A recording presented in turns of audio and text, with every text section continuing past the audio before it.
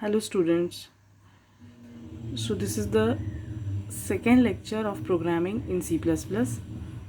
In the last lecture we have seen hello world program and operator basic arithmetic operators program. So I hope you have practiced with that. So let's start with another program on operators. I have saved this file as op2.cpp as you can see. Okay, and typed and ready for you. Now here what I have done is I have considered two variables a and b.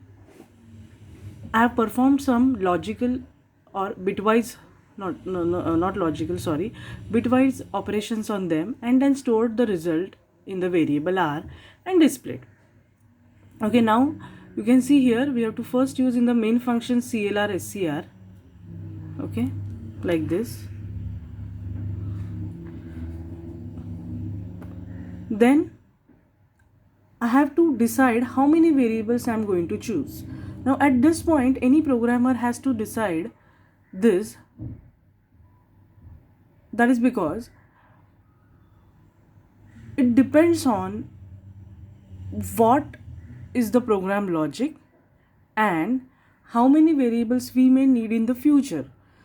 Okay, you can even there is a need of initializing a variable in between, then you can still come back to this step and declare the variable, but it's better that we analyze the program, we do some paperwork and then we choose the variable. So here I have chosen two variables a and b so that the user will input and store the data in them. We will perform bitwise operations on them and the result is stored in the variable r. Okay, you can choose xy, n1, n2, any name which you like. Okay, so now there is first message which I have given on this line, cout learning bitwise operators. So this indicates that this program is about bitwise operators. Then I have asked the user enter any two numbers. You can see here I have given \n. So this command will occur in the next line. So when user inputs any two numbers, they are stored in the variable a and b. As there are two variables needed, we need to separate by extraction operator, which is this. 2 greater than sign is basically extraction operator.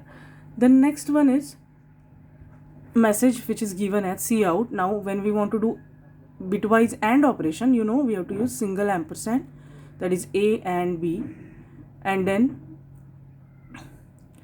when we are doing OR operation it is a or b, here a pipe from keyboard, okay, which you can find near enter button.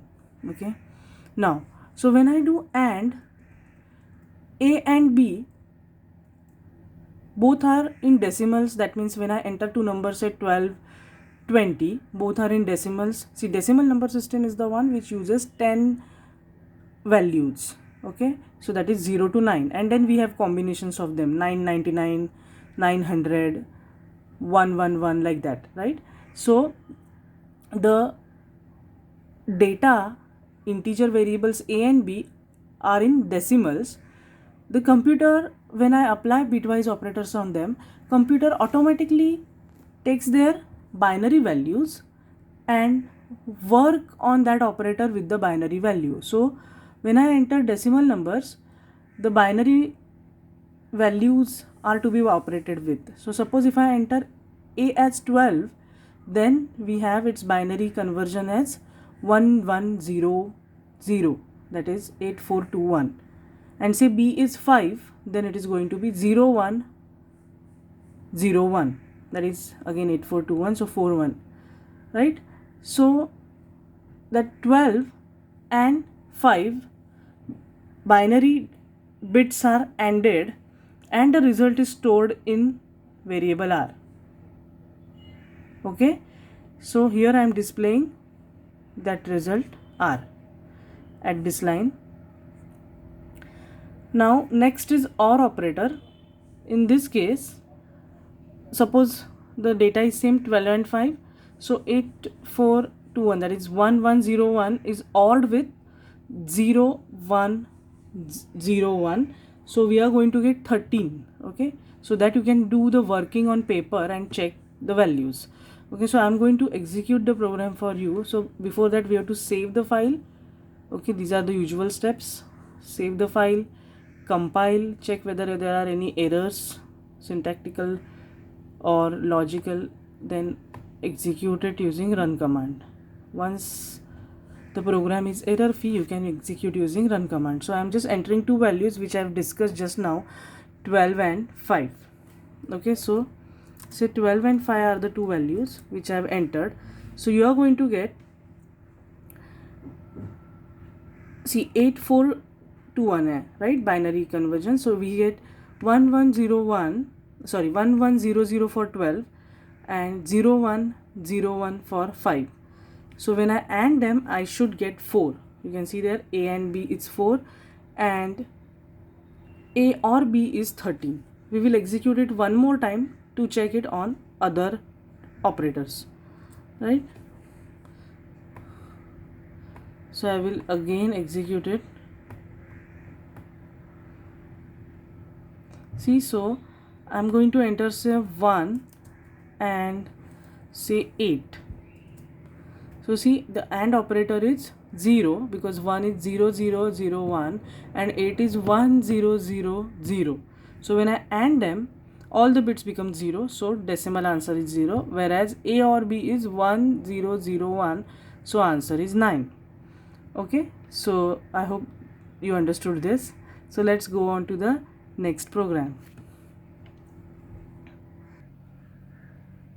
Now see, this is our next program. In this program, I am calculating the simple interest,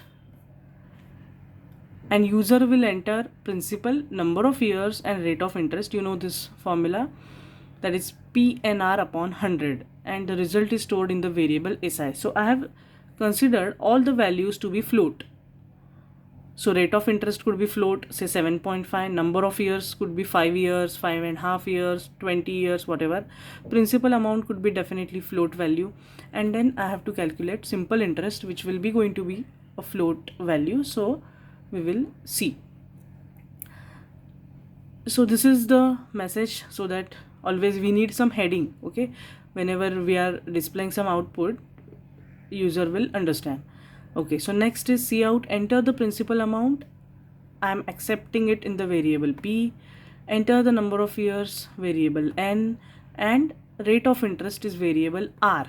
Okay, so we have three values here, P and R, which will store principal amount, number of years, and rate of interest respectively. Now here we have to use a formula, that is SI is equal to P into N into R upon 100. Now see, here we can't use multiply sign, we have to use asterisk symbol, that is P into N into R divided by 100, and the result is assigned in the variable SI. So simple interest is SI, right? So we will see how it is working. So we have to save and then compile the file to check any errors. There are no errors. Then run, that is execute. So just see, due to CLR SCR there is no previous output, and we get the heading as what we have written, simple interest. Now enter any amount. So suppose if I am entering say amount as say 25,000, number of years say 5, and rate of interest say 7. Initially for first execution I am taking all the values integers, so you will get idea, you can calculate easily, right? And then when I press enter, simple interest is 8750, that is 25,000 into 5 into 7 upon 100, right? So if you do it, that is 25 into 5 is going to be 125 into 7 is going to be 875, and 0 zeros will be cancelled because we have in the denominator 100, so 2 zeros from 25,000 will be cancelled, 1 zero we remain with. Now you will ask me, ma'am, why we can't see the calculation here, is the right question many students ask me. Because see, here when we execute this program, user is going to only see this, that when he will access this output of the system as his own functionality, he is going to use our program as his functionality. Maybe bank will be our clients, right? So there, when a customer of the bank comes there, and they go there and ask about, okay, what would be my simple interest if I try to invest like this way. So there we are not supposed to show the user how we are doing calculation, it is in the background. Okay, we are only supposed to show the output, because they are not interested in the hardcore what we are doing there in the program. They are only interested in finding their output. So when they enter like this, then we should get the proper result. Okay, so the calculation is where the programmer has to be very strong with, so his mathematics has to be strong with, he should know the formulae. Whereas with respect to user, he should get a screen in which the proper information is given, and he should get the respected output, or whatever expected output is there should be given to him. Okay, so now I will execute it one more time to check whether it works with float data. Okay,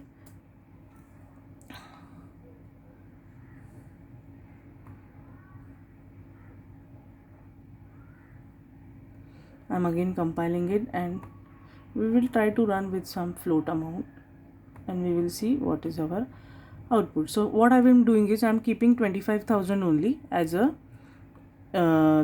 principal amount. Then say number of years are 5, and now rate of interest, instead of 7 I am suppose considering 8.5.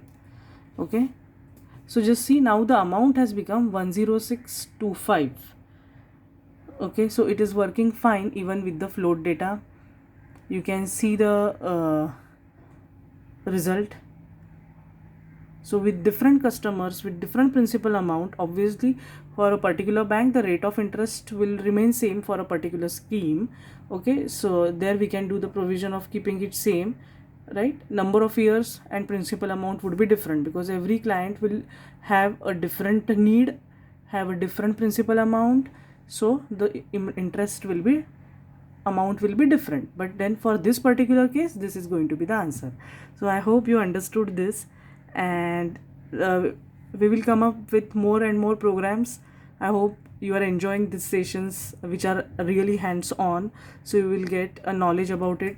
Okay, I'm going to go for more logical thing or programs in the upcoming lectures. So stay tuned for the more programs. Thank you. Bye. Take care.